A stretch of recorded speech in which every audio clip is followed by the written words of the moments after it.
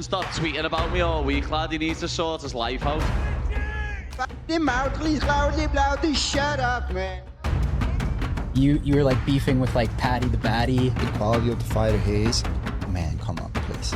Don't even compare me to that boom, because we are on different levels and everyone can see that. It's very disrespectful to me, to my country, to all my people. And he said something. Now I understand why the Russians put the bombs in Georgia. When you start to joke about that kind of things, just make sure that we don't find each other anywhere, because I'm gonna take your fucking head off. He wants to build his hype laughing at people, and that's not the way I'm looking to build a hype. Ilia Topuria just made history with a brutal first-round knockout of Charles Oliveira to become the new lightweight champion. But that's not even the biggest story of the night.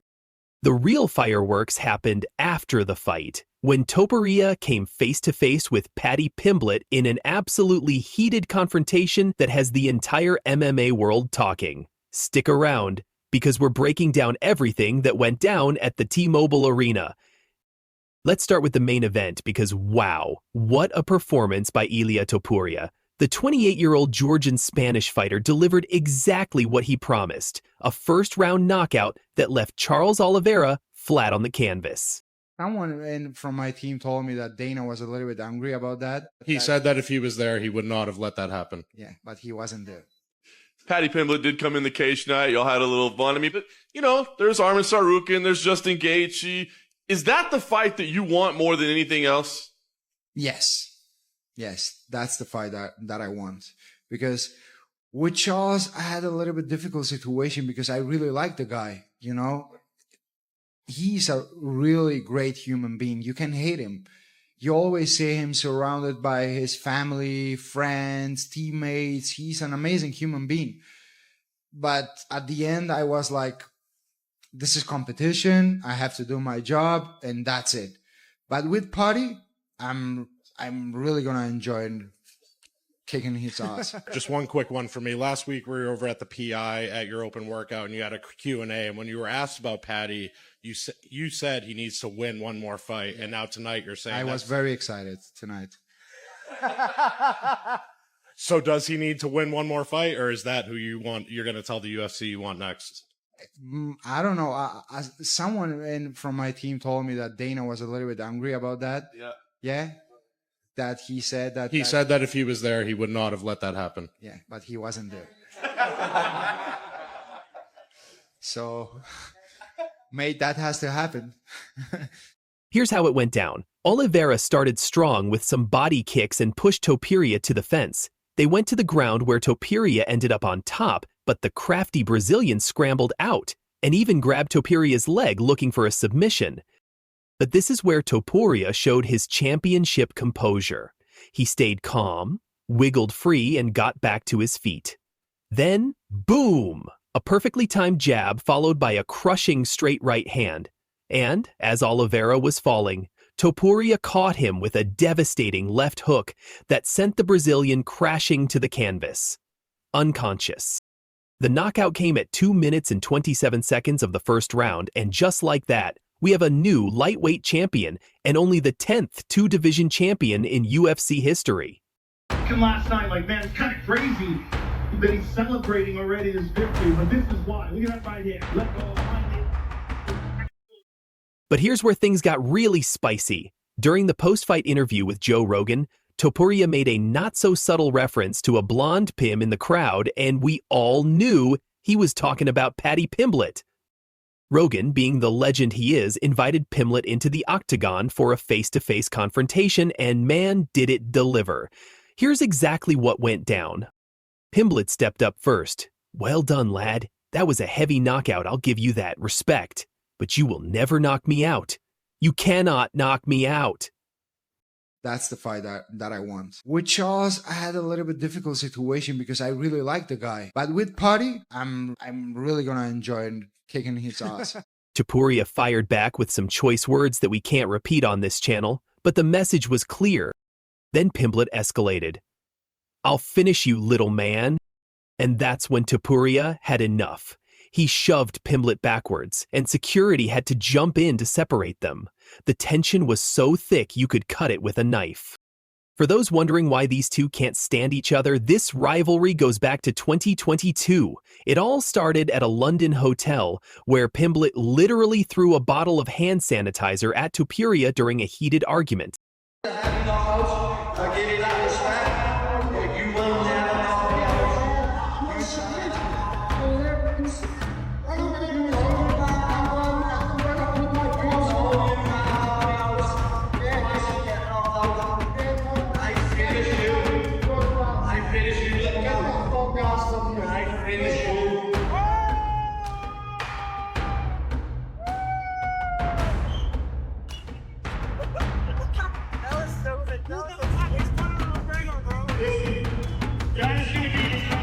Since then, these two have been trading shots on social media and in interviews. The problem was they were in different weight classes, Topuria at featherweight and Pimblett at lightweight. But when Topuria decided to move up to 155 pounds earlier this year, this fight suddenly became very possible. Pimblett has been on a tear lately, winning all 7 of his UFC fights and scoring a huge victory over Michael Chandler in April that shot him up to number 8 in the lightweight rankings. But now, he's got his sights set on the champion. And Topuria, he's looking absolutely unstoppable. 3 straight knockouts of legends Max Holloway, Alexander Volkanovski, and now Charles Oliveira. This man is on a different level right now. Dana, Ilia, after the fight, he called in Paddy Pimblett and brought him into the cage, and they had to face off. Obviously, they've got a long history together. I know there's a lot of options on the table for Ilia, but when he shows that type of interest in a fight, does that make you want to make it? Well, I don't know who the hell let him in there. That should have never happened. Let's start there. I was already back in my room, or that would have never happened. But I don't know. Yeah, I don't know. And I don't really think about that stuff tonight, other than, obviously the Van fight. But, we'll see. We'll see how this plays out. Now here's where it gets interesting. Dana White was not happy about this confrontation. The UFC president came out swinging, saying, "I don't know who let him in there. That should never have happened. I was already back in my room, or that would never have happened." White seemed frustrated that Pimblett was allowed into the octagon, especially with Topuria's family present. He called it a bad call and made it clear this isn't how they usually do business. But here's the thing. The fans are going crazy for this potential matchup. Social media is blowing up with people wanting to see Topuria versus Pimblett next. However, there are other contenders in line.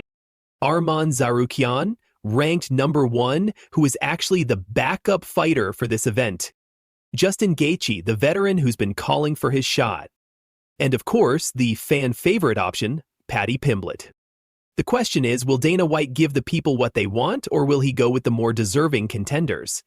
The MMA world is already picking sides. Mohammed Makayev, a fellow British fighter, doesn't give Pimblett much of a chance, tweeting, "No way this fight is going to happen. Easy payday for Ilia Topuria." When I saw him last time, he got an hand sanitizer bottle bounced off his foot. I don't understand you anything. Back in the flouty mouth, Even Conor McGregor chimed in on social media, praising Topuria's knockout performance. And coming from a former 2-division champion, that means something. But here's my take. Topuria looked absolutely phenomenal, moving up in weight. There were questions about whether his power would translate to 155 pounds, and he answered them emphatically with that brutal knockout of Oliveira. Pimblett talks a big game, but Topuria is knocking out legends left and right. This might be a case of careful what you wish for. What an incredible night of fights, and what a setup for potentially the biggest lightweight title fight we could ask for. What do you think? Should Topuria's next defense be against Pimblett, or should he face a higher-ranked contender like Tsarukyan or Gaethje? Drop your thoughts in the comments below. Don't forget to smash that like button if you enjoyed this breakdown, hit subscribe for more UFC news and analysis, and ring that notification bell so you never miss our latest content. Thanks for watching, and we'll see you in the next one. Keep training, keep fighting, and keep watching the best combat sports content on YouTube.